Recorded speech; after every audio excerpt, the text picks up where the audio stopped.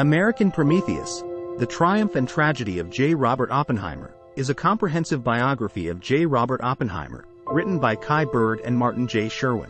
The book presents Oppenheimer as an enigmatic and contradictory figure, a polymath whose involvement in the creation of the atomic bomb marked him as one of the pivotal figures in 20th century history. The first sections of the book delve into Oppenheimer's early life.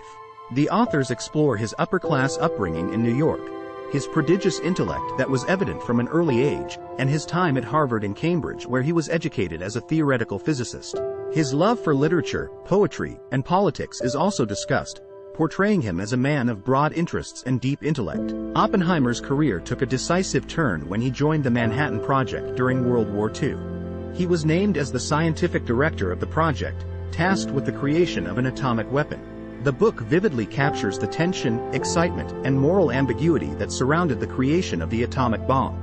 Despite being deeply conflicted about the morality of his work, Oppenheimer was driven by a sense of duty during a time of war. The momentous Trinity test, the first detonation of a nuclear device in July 1945, marked the climax of Oppenheimer's scientific career.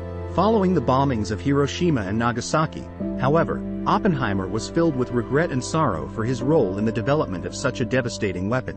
He famously quoted from the Hindu scripture, Bhagavad Gita, "Now I am become death, the destroyer of worlds." In the post-war period, Oppenheimer's life took a dramatic turn. He became an advocate for the peaceful use of atomic energy and international control of nuclear weapons. However, his former communist ties and opposition to the development of the hydrogen bomb made him the target of anti-communist paranoia during the McCarthy era. The most tragic period of Oppenheimer's life was his security hearing in 1954. Accused of being a security risk, Oppenheimer's clearance was revoked, effectively ending his influence in policy matters.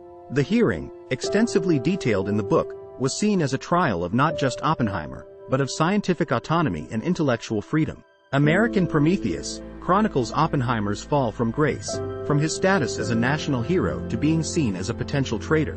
Despite this, he remained a figure of respect in the scientific community, eventually retreating to academia where he continued to teach until his death in 1967. In its totality, American Prometheus provides a humanizing portrait of Oppenheimer.